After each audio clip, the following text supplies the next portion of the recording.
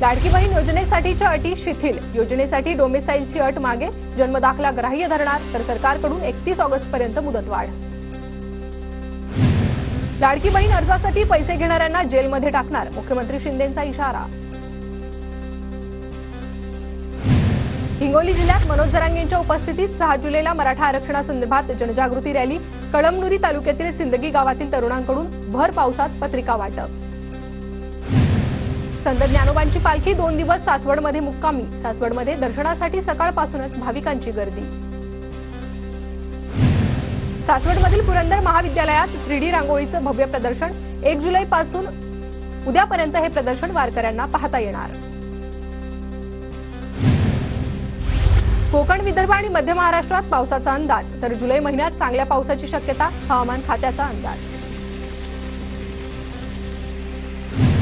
पुणे आणि नाशिक जिल्ह्याला आज मुसळधार पावसाचा इशारा, पालघर, ठाणे, रत्नागिरी, सातारा, बुलढाणा, अकोल्यात तुरळक पावसाची शक्यता. जुन्नर तालुक्याच्या पूर्व भागातील गावांना पेरणीयोग्य पाऊस नसल्यानं पेरण्या खोळंबल्या, परिसरातील नागरिकांची चिंता वाढली. गोंदिया जिल्ह्यातील देवरीमध्ये दमदार पावसाची हजेरी, पावसानं हजेरी लावल्यानं शेतकरी सुखावला असला तरी शेतकऱ्यांना दमदार पावसाची प्रतीक्षा. हिंगोली जिल्ह्यात गेल्या 2 दिवसांपासून समाधानकारक पाऊस, तर शेतकऱ्यांकडून आंतरमशागतीच्या कामांना वेग, जिल्ह्यात अद्यापही दमदार पावसाची प्रतीक्षा.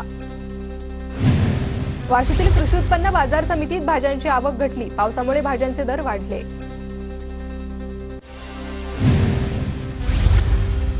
पावसाळ्यात रस्त्यांवरील पडलेले खड्डे आणि रस्ते रुंदीकरण कामामुळे मुंबई नाशिक महामार्गावर वाहतुकीला अडचण, भाजीपाल्याच्या वाहतुकीला फटका, भाज्यांची आवक कमी झाल्यानं दर वाढले. लाडकी बहीण योजना राबवण्यासाठी अजित पवार गटाचे प्रयत्न, अजित पवार गटाकडून उपाययोजना सांगण्यात येत आहेत. बारामतीमधील शहर कार्यालयात योजनेचे अर्ज भरण्यासाठी महिलांची गर्दी.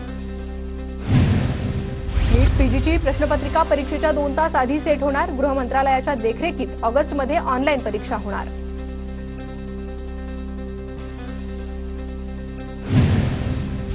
जुलै ते ऑगस्टमध्ये 10वी 12वीची फेरपरीक्षा होणार, परीक्षेचे हॉल तिकीट 4 जुलैपासून मिळणार.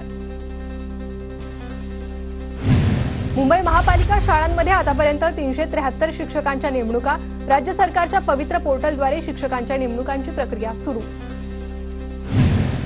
राज्य परीक्षा परिषदेच्या वतीनं शिष्यवृत्ती परीक्षेची गुणवत्ता यादी जाहीर.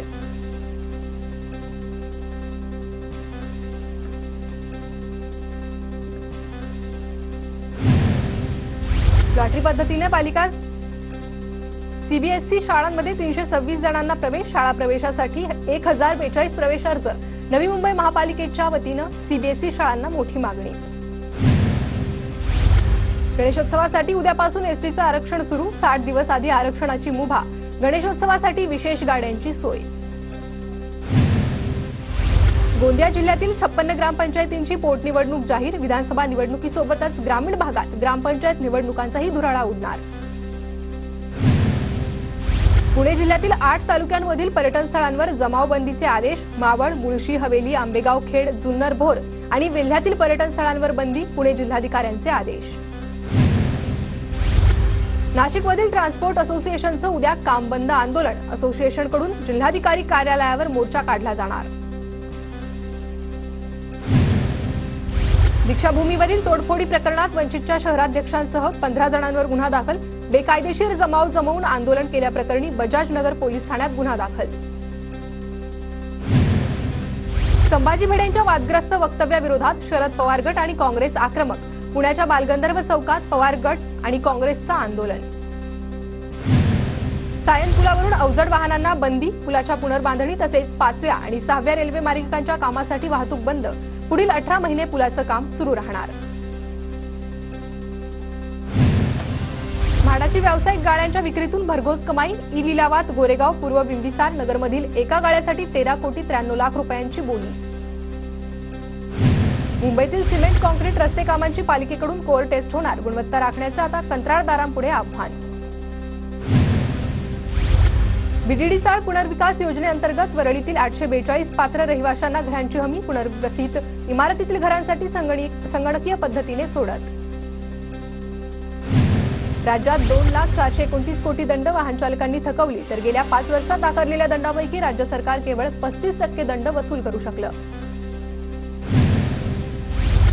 मुंबईत शाळा महाविद्यालयांशेजारी तंबाखूजन्य पदार्थ विकणाऱ्यांविरोधात पालिका ॲक्शन मोडवर. 4 दुकानं निष्कासित करत 93 किलो तंबाखूजन्य पदार्थ जप्त. पुण्यात झिकानंतर आता डेंग्यूचाही धोका. पिंपरी चिंचवडमध्ये डेंग्यूचे 5 रुग्णांची नोंद. महापालिकेकडून खबरदारीच्या उपाययोजना. इंद्रायणी नदीच्या पूररेषेत 29 अनधिकृत बांधकामावर कारवाईचे आदेश. पर्यावरणाची हानी केल्याप्रकरणी बांधकामधारकांकडून 5 कोटी रुपयांचा दंडही वसूल करण्याचे पालिकेचे निर्देश. पुणे सातारा महामार्गावरील शिवरे आणि खेडशिवापूर गावाच्या हद्दीत रस्त्याची दुरवस्था. रस्त्यावर मोठमोठे खड्डे पडल्यानं नागरिकांचा संताप. रस्ता दुरुस्त करण्याची ग्रामस्थांची मागणी. पुण्याच्या राजगुरुनगर एसटी आगारात मोठमोठे खड्डे. खड्ड्यांमुळे प्रवाशांना नाहक त्रास. खड्डे बुजवण्यासाठी एसटी महामंडळानं पुढाकार घ्यावा, प्रवाशांची मागणी.